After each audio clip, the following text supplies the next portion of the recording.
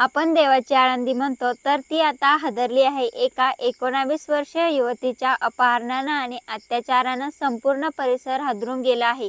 ही केवळ गुन्हेगारी घटना नाही तर एका मुलीच्या आयुष्यावर झालेला आघात, तिच्या मानसिक आणि शारीरिक स्वातंत्र्यावरचा हल्ला आहे। हे एक भयंकर सत्य आहे जे समाजाला हादरून सोडते। पीडित युवती अवघ्या 19 वर्षाची, एका सामान्य शेतकरी कुटुंबातून आलेली। तिचं आयुष्यही अगदी इतर मुलींसारखं स्वप्नांनी भरलेलं, शिक्षण चालू आणि घरच्या कामात आईला मदत। ती संध्याकाळी घरी एकटी होती। आई शेजारच्या गावात गेली होती, वडील शेतात होते पण काहीतरी वाचन करत होती। तेवढ्यात तिच्या ओळखीची एक महिला दारात आली। रोजच्या ओळखीच्या हसऱ्या चेहऱ्याने तिने विचारलं, चल ना, शेतात काही काम आहे, मदत करशील का? तिच्या बोलण्यात फारसा काही संशय वाटला नाही। पीडित मुलगी तयार झाली। दोघींनीही थोडं अंतर चालत पार केलं।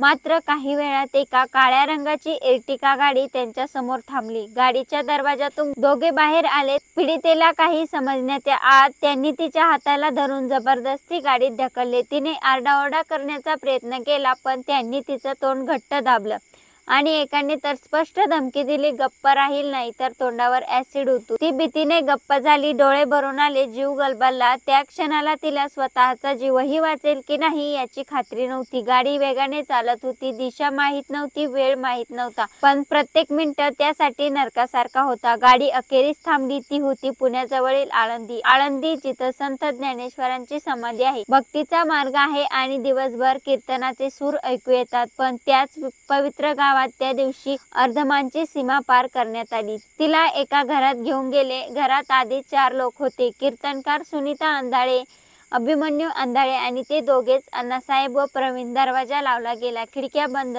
तिला एका खोलीत डांबून ठेवलं गेलं। मोबाईल नव्हता, आवाज करायचा तर भीती होती। साखळदंड नसला तरी ती खोली तिच्यासाठी तुरुंगच बनली। रात्रभर तिला बंदिस्त ठेवलं गेलं आणि त्याच खोलीत अण्णासाहेब अंधाळे यांनी तिच्यावर अत्याचार केला।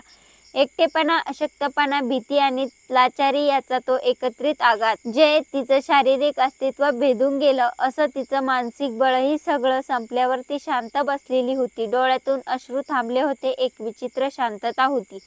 मोबाईल, 112 आणि कॉलने मिळवलेले मुक्तिद्वार। दुसऱ्या दिवशी सकाळी घरात थोडी हालचाल झाली। आरोपी काही वेळासाठी बाहेर गेले। त्या क्षणाला उपयोग करत तिने घरात सापडलेल्या मोबाईलवरून 112 वर कॉल केला। तिथं थरथरता आवाज, माझं अपहरण केलंय, आळंदीत दाबून ठेवलंय, मला वाचवा। तो कॉल तिच्यासाठी आशेचा किरण ठरला। आळंदी पोलीस तात्काळ हालचाल करून पोहोचले। घराची झडती घेतली गेली आणि पीडितेची सुटका करण्यात आली।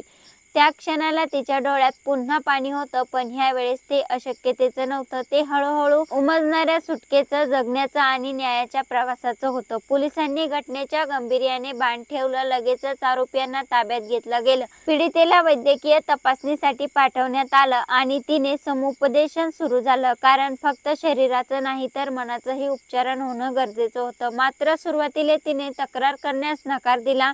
आरोपीच्या धमक्यांनी ती गप्प होती। तुझं कुटुंब उद्ध्वस्त करू, अशा धमक्यांनी तिचं मन पोखरून टाकलं होतं। पण कुटुंबियांनी तिचा हात धरला, विश्वास दिला, तू एकटी नाहीस। अखेरीस 7 जुलै 2025 रोजी शेवगाव पोलीस ठाण्यात तिने अधिकृत तक्रार दाखल केली। या घटनेने समाजाला हादरून टाकलं। आळंदीसारख्या धार्मिक ठिकाणी असं घडणं, यामुळे परिसरात संतापाची लाट उसळली। कायदे आहे पण त्यांची अंमलबजावणी कुठे आहे? महिला सुरक्षित कशा राहणार? अशा प्रश्नांची चर्चेत वातावरण तापलं आहे। अनेक सामाजिक कार्यकर्त्यांनी या घटनेविरोधात आवाज उठवला। गावात निषेध मोर्चा काढले गेले। पोलिसांनी आश्वासन दिलं, हा गुन्हा माफ केला जाणार नाही, आरोपींना कठोर शिक्षा मिळेल। त्यांच्या विरुद्ध भारतीय दंड संहितेच्या कलमाखाली अपहरण, अत्याचार आणि जीवे मारण्याची धमकी यांचे गुन्हे दाखल करण्यात आले आहे। ती मुलगी आता एका आश्रमात आहे, जिथे तिला वैद्यकीय मदत, मानसिक समुपदेशन आणि कायदेशीर मदत दिली जात आहे। तिचं जगणं पुन्हा पूर्ववत होणं हे सोपं नाही, पण तिला बळ देणारे हात तिच्या सोबत आहेत। ह्या घटनेने एकदा पुन्हा समोर आणलं की महिला सुरक्षित नसल्याचं वास्तव अजूनही आपल्या समाजात विद्यमान आहे। पवित्रता, धर्म, परंपरा यांच्या नावाखाली अंधश्रद्धा वाढते पण माणुसकी कुठे हरवते? या 19 वर्षीय युवतीच्या संपूर्ण आयुष्याला कलावटी देणाऱ्या या घटनेमागे फक्त आरोपीचा दोष नाही, तो समाजाच्या अपयशाचा आरसा आहे. जेव्हा आपण हे आमचं गाव आहे असं कधीच घडू शकत नाही असं म्हणतो, तेव्हा बळी पडलेले अश्रू आणि ओरड त्या गर्वाला जुगारून टाकतात. ही कथा न्यायासाठी सुरू झालेल्या प्रवासाची आहे. न्याय मिळेपर्यंत ही कथा थांबणार नाही. देवाची आळंदी हादरली नाही तर जागी झाली पाहिजे, कारण हे केवळ त्या मुलीचं दुःख नाही, हे प्रत्येक स्त्रीच्या अस्तित्वावर झालेलं आक्रमण आहे. ही घटना अतिशय दुर्दैवी घडलेली आहे. एका महिला कीर्तनकार असं काही करू शकते, तेही संत ज्ञानेश्वर महाराजांची ज्या गावात समाधी आहे त्या गावात घेऊन जाऊन एका मुलीवर अत्याचार करणं, यावर विश्वास सुद्धा बसत नाही. या घटनेने संपूर्ण महाराष्ट्रात हळहळ व्यक्त केली जात आहे. यावर तुमची प्रतिक्रिया काय आहे ते आम्हाला कमेंट बॉक्समध्ये नक्की कळवा. आणि तुम्ही ह्या यूट्यूब चॅनलवरती पहिल्यांदा आला असाल तर चॅनलला सबस्क्राईब करून बेल आयकॉनवरती प्रेस करा. येणाऱ्या नवनवीन व्हिडिओचे नोटिफिकेशन मिळवा. धन्यवाद.